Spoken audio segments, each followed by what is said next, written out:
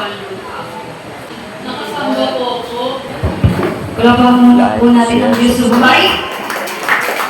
May nga po na napabuti ng Panginoon sa ating mga buhay. No? Siya po'y namatay at muling nabuhay. Amen? Upang tayo po ay ligtas, upang patunayan ng Panginoon ang kanyang pagmamahal, ang kanyang kabutihan sa ating mga buhay. Kaya, no, karapat-dapat po talagang sambahin, karapat-dapat sayawan, karapat-dapat sigawan, no? Karapat-dapat sumigaw, no, ng pagpupuri, pasasalamat sa ating Diyos sa buhay. Kaya sa oras na to, no, lahat po tayo dadako, amen, sa pagpapasalamat sa Panginoon, at bago po tayo, no, may mga bagong kapatid, wala naman po, no, magpagbukas po kayo sa akin, sa aklat po ng awit, chapter 136, verse 1 to 3, na ang sabi ng salita ng Diyos, purihin ang Panginoong Diyos sa kanyang kabutihan. Pag-ibig niya ay tunay. Tingnan nyo, sa lahat ng magmamahal sa atin, ang pinakatotoong pagmamahal ay sa Diyos na umanggaling. Amen? Pag-ibig niya ay tunay, laging tapat kailanman. Verse 2, pinakadakilang Diyos ng mga Diyos ay pasalamatan. Kaya nga tayo, mayroong Lord of Lords, King of Kings dito po sa ating harap. Dahil sabi ng salita ng Diyos, pag-ibig niya ay tunay, laging tapat kailanman. Ang Panginoon ng mga Panginoon ay ating pasalamatan. Pag-ibig niya ay tunay, laging tapat kailanman. Palakpakan po natin ang pagkabasa ng salita ng Diyos na ilang beses po, 3 beses po inulit ng pag-ibig ng Diyos ay tunay at lagi po siyang tapat kailanman. Di ba? Forever po siyang magiging tapat. Ay, wala ka na, amen. Tapat pa rin siya, amen, sa ating mga panalangin. Kaya sa oras na to, sino po ang una na magpapasalamat sa Diyos sa mga Diyos at Panginoon ng mga Panginoon? Taas mo kamay. Sino po una na magpapasalamat? Ayun, sa buhay po ni Mama Lolet, palakpakan po natin ang Diyos sa una.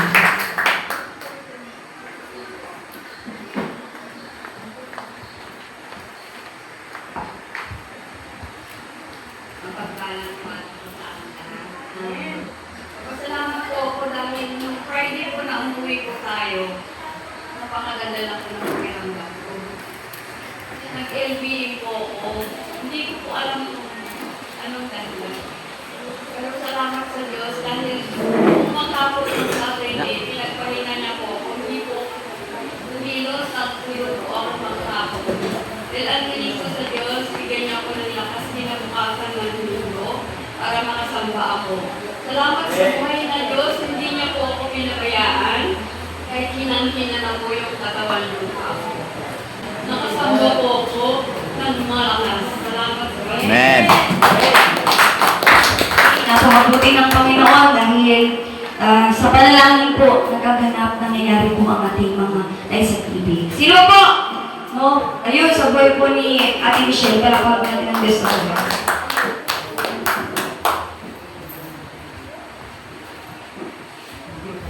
Pinapatuto ko lang yung bautismo yung nagre-dati ng sabi ko kami, nakakawa si Pastor. Kaya kaya ni Pastor pag tumubog ako kasi sa ibang reliyo, pag pinabautismo ko, 4 at yung umaalan. Kasi siyempre, nagulat ako, sabi ko, pag sabi ko talagang papabautismo, palinis yung pabautismo. Sabi ko, linisin mo kung maigi. Siguro sa dami ko kasalanan talaga. Hanggang ngayon, may nararamdaman pa rin ako. Pero pili ko, nililinis ako. Hindi na ako. Ngayon, lumilang ako, sabi ko, sabi ni Pastor, yung kapatid ko si Tata yung tutulong sa atin. Sige po. Di naman bulubog. Si Pastor, kasi po kami mo. Ako nakagano kasi natatakot na akong malunod. Baka mag-ibutan, hindi ako doon. Joke lang. Pag ako sabi ko, sige, nung sinabi ng Pastor na inulubog niya ako, alam mo ba yung piling ko na nasa ilalim ako? Piling ko sinalo ko ng Espiritu. Holy Spirit, Pastor. Grabe yung Holy Spirit niya. Piling ko nga ito ko lumubog eh. Parang piling ko, yung sumalong angel sa akin sa ilalim. Ang bilis nila akong ilama. Samantaan ko sa mga dati mong dinotis noon, ilang ulit kami, 5, 6. Kasi hirap-hirap silang ibang sa akin. Pero bakit sabi, isang beses na ako nilubog. Isang beses na akong nilubog. Pero garanti sa akin pag-ahon ko kasi bakit talagang napaluha ako, ito ako kasi sabi ko, first time na nangyari sa buhay ko na dalawang babae pa. Tapos, ganun yung nangyari sa akin. Pag-ahon ko sa buhay, parang sabi ko salamat kasi tatagabi mo na ako na isa ko si Jesus my life. Nakitaan ko si Pastora ng mga angkin. Ang dami ng mga nagano sa akin yan na talagang etong Jesus my life. Na dito talaga yung katotohanan na dito ka talaga maliligtas. Lalo na kay Pastora, siya yung naging instrumento talaga ni God. Grabe, hanggang ngayon sabi ko, God, sobrang nililinis mo ako. Salamat ang tutuusin ko. Masama yung pakiramdam ko, hindi ka ako. Kagabi pa po ako hindi ka, sabi ko, God, araw na naman ko na pagsamba. Alam kong hihikain na. Ito na naman sabi ko, hindi na naman Satan. Sabi na ako, ano na naman sabi ko, ito na naman na. Ano naman sabi ko, mananakit na lang tayo. Nananakit ako, God, bigyan mo ko ng magandang tulog. Pag-ising ko kanina umaga, agaw ko nagising. Sabi ko, araw na pagsama, sabi ko, God, thankful kasi kahit medyo masama pakiramdam ko, kailangan ko sumapasaya kasi ito obligasyon ko para sa'yo. Simula ko sa mga. Maraming salamat po sa inyo. See, napakabuti ng Panginoon. May mangyayari magaganap talaga sa ating buhay kung tunay po tayo magsisisi sa Panginoon. Sino pa po? Ayun, sa buhay po ni Mama Tol, palaban po natin ang Diyos sa buhay.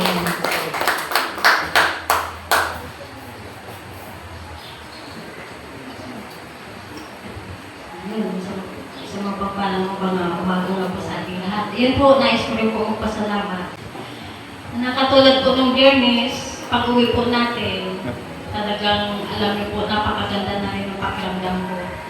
Ngayon, pagdating po namin sa bahay, nakita ko yung chat ng Santos na wala daw po sila sa kanila. Kaya alam niyo po, tuloy po ang pakipag-chat ko na ang pakiramdam ko talagang hindi na po talaga, napakaganda na po talaga. Kaya yun, habang nagchat-chat ako, yun, sabi ko ni Sir Kayang, wala daw po, hindi daw po matuloy ang prayer fasting sa kanila dahil wala daw po sila. Kaya yun, ang ginawa ko yun, nahiga na po ako, pero alam niyo po, ang sakit ng buong katawan ko. Na parang lahat hanggang buto, napakasakit. Kaya alam niyo po, ang ginawa ko, hiniga ko na lang. Tapos pagdating ng alas 5, yun, uminom po ako ng gamot kasi sabi ko ng ating mga pastora, grasya din naman po yung gamot. Kaya yun, uminom po ako ng gamot hanggang sa gabi. Hanggang kinabukasan ng Sabado, alam niyo po, pagbangon ko na hindi ako, muntik ako matumba. Kaya yun, alam niyo po, buong maghapon, pinakiramdaman ko po yun. Tapos nung bandang hapon na po, sabi ko sa ating mga pastora, napakaganda po ng pakiramdam ko, nahihilo po ako. Sabi naman po sa akin, ating mga pastora, hindi sustain magaling na. Hindi na po ako nahihilo. Kaya yun, hanggang sa gumabi, sabi ko sa ating mga pastora, hahabol po ako, mag-prayer fasting pa rin po ako. Kaya yung dumating ako sa habang ng Panginoon, hanggang magdamag, medyo okay na po pakiramdam ko, talagang okay na po hanggang pagising ko sa casa, okay na po ako. Pero nagpaalam pa rin po ako sa ating mga pastora na hindi po ako makakasama sa santo. Dahil ipahinga ko muna po yung aking script. Kaya yun, salamat talaga sa Panginoon, nawa tatawarin ako natin Panginoon. Salamat po sa ating Panginoon. Hindi ko sa Chlorine no? Hindi siyang Chlorine. Amen. Tunay nga po na mabuti ang Panginoon dahil sabi niya po sa Exodus chapter 15, verse 26, kung ako ay buong puso ninyong susundin, kung gagawin ninyo ang matuwid at susundin ang aking kautusan at mga tuntunin, hindi ko ipararanas sa inyo ang alinman sa mga sakit na ipinadala ko sa Egypto. Biglang umano si Lord ng akong Panginoong Diyos ninyong manggagamot. Binuin mo, no? Sabi ni Lord, hindi kanya paparanas sa sakit. Tapos biglang sabi ni Lord, pero ako ang inyong Diyos na manggagamot. So, ibig sabihin, sa ating mga nararanasang mga stretching. Kasi, ngayon tayo kasi nag-swimming eh. Amen? Parang, di mo na kayo nag-stretching habang kayo nag-swimming eh, no? Kami na-stretching talaga kami, amen. Puri ng Panginoon, pero salamat sa Diyos. Sino pa po? Ayun, sa buhay po ni Mama Mars, palakpan po natin ang Diyos na tayo. Sige po, magpasalamat na kayo kay Lord. Gusto ko yun ni Lord.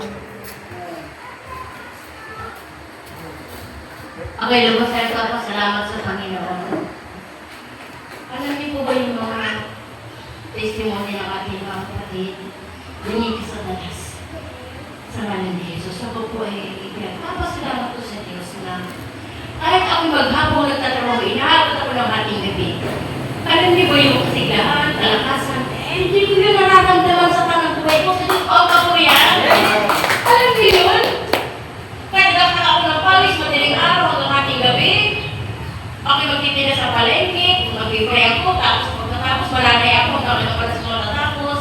Igisi ako madaling araw. Alam mo ba yung lakas na? Amen. Ako din talaga si Lord eh. Amen. Alam niyo po yun? Alam mo yung mga minutes? Hindi ko yung mapagod.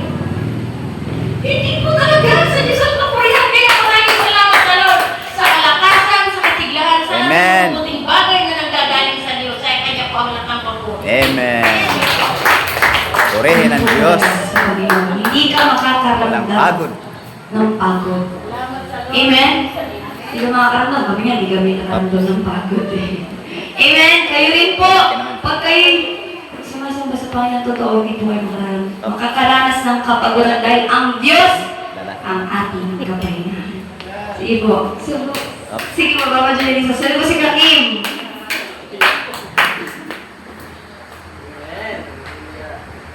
Amen. Ako, nagpapasalamat din po ako sa Panginoon sa isang milyon kami na isang milyong kalakasan at sa isang milyon ito na rin sila ng tayo. Nagpapasalamat po dahil yung aking mga magulang wala sila yung nag-swimming sila sa garayo sila nag-swimming. Pero lagi ko sinasabi sa aking mga anak, huwag daw kayong sasama sa kanila. Amen. Kung saan, lagi kayo dapat sa presence ng Amen. Diyos. Tayo yung tatandaan kung nasaan tayo noon nung makilala natin si Lord. Nandun tayo sa sitwasyon na wasak. At ang Diyos ang nag-ipon. Kumbaga po ang Diyos ang nag-ipon. Bakit kami na buong pamilya? Amen. Hindi yung tinitresya ko eh. Natatakot ako na yung araw ng linggo, yung mga gawain, hindi ako maten kasi natatakot ako na alam ko na dito nga kung babasa tayo ng Biblia na alam natin na isang desisyon lang natin. Alam natin kung saan tayo dadalhin. Amen. Kaya sabi ko sa aking mga anak, tayo man ay pinapakitaan ng Diablo, ganyan, sumama sa kanila. Kasi nanalo sila ng sabong, yung mga kamag-anak ko nagpuntahan doon. Siyempre, ibig sabihin, nanalo ng sabong, alam niyo kung maraming mga dalang kayamanan niya. Sabi ko, huwag kayong sisilaw niya sa mga bagay na yan. Patuloy tayong nanangin, patuloy tayong pumunta sa Panginoon kasi ang Diyos. Tingnan niyo, napakasarap po nang nasa Panginoon. Tayo walang kayamanan, napakarami, pero tingnan niyo po. Wala mo nagsasabi sa atin ng tayo mga hampas lupa eh. Sabi ko ngayon, napakagaling ni Lord. Kasi sabi ng tiya ko, Lisa, bakit ka napumuti? Nagbabasa ka lang ba talaga? Ano? Sabi ko, tiya, alam niyo po ba na sa pagbabasa, kaya po pala yung tubig. Eh, hindi nila maunawaan. Sabi, paano magiging tubig eh? Biblia lang yan, lang. Sabi ko, huwag niyo pong lalalarin yan. Dahil yan po ay, bakit ako naging, kasi akala nila, kapag nagbasa, mga tape, magbabago ang lahat. Sabi ko kasi po, hindi naman po yung ganun kadali. Marami ka pong gagawin sa iyong buhay at hindi agad-agad. Katulad sa buhay nila Papa, nakita nila sila Papa na kumbaga po, nakita nila ang kasiglan sa buhay nila Papa. Gusto nila agad-agad, maging gano'n. Tapos naman dito sila Papa. Sabi ko nga eh, ang diablo talaga oh. Pero alam ko talaga tayo po talaga lagi sasabi ng pastor, may training tayo.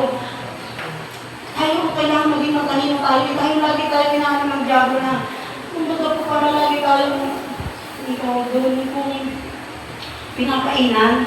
Kapag tayo po nakainan at sumama, ay nagkawa sa asawa ko, madala mo, kung nahindigan si Papa, madadala na yung pamilya ni Mama. Eh dahil hindi nahindigan, sila yung nadala. Kaya nga po sabi ko, kaya tayo, Brad, kailangan maging nakapag tayo. Tayo ay madadala nila. Eh, sabi nga, madala nila tayo na mo po. Anong po natin maigi, ang ginagawa ng Diablo? Yan talaga. Ipapakita ko pala yan ng Diyos. Kung tayo nagbabasa ng Biblia, yung mga nangyayari nagaganap, makikita natin ng malinaw.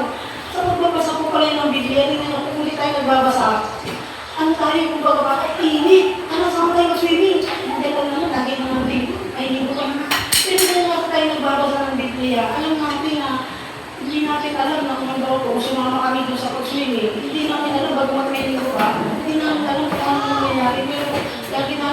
Grabe na. Pagkakot po kami sa Panginoon, at yun po pala talaga, hindi yung napakamalaking bagay na treasure sa buhay natin, yung takot, sabi ko namin, nandun talaga tayo mangangarap pa kasi ako natatakot ako natatakot ako bumalik sa dati naming buhay. Sabi ko sa mga anak ko, ayaw ko nang bumalik, ayaw ko nang maging magbigat ang aking kalooban, ang aking katawang lupa. Pinapasa nga ni Kuya sa akin, sabi ko, grabe yung pala yung itsura ko noon. Kaya pala yung mga tao din sa kapaligiran. Nagtataka sila sa akin, bakit daw ako nagkaganito na? Sabi ko na, ay lang Diyos! Sino minsan mo ang awit ko ba yun? Wala nang naglingkod sa Diyos ng mukhang hampas lupa. Kaya sabi ko, grabe talagang kabutihan ng Panginoon. Amen. Kasi nga tingnan nyo paano, sino magsasabi sa kanila na di ba wala kang pera?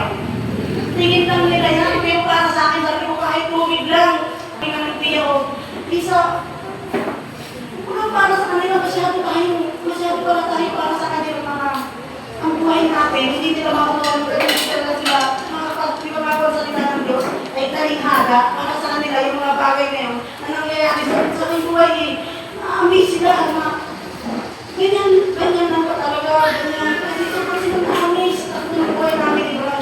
Sabi ko nga rin, kung sila ay makapagbabasa sila ng Biblia, maunawaan nila, hindi nila maunawaan.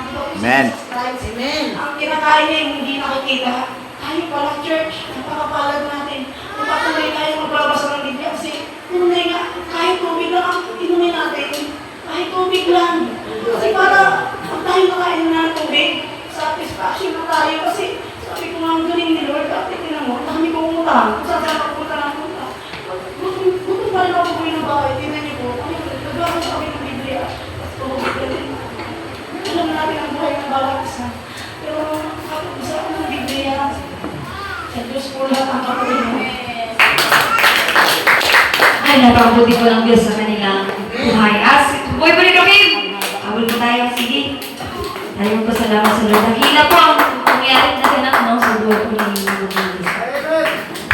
Good morning po sa bawat sorry, overtime na po eh. So, yun. Hindi ko kaya hindi mo pasalamat kay Lord, nahihiya ako kay Lord eh. So, ang pinagpapasalamat ko sa Panginoon sa buhay ko na to.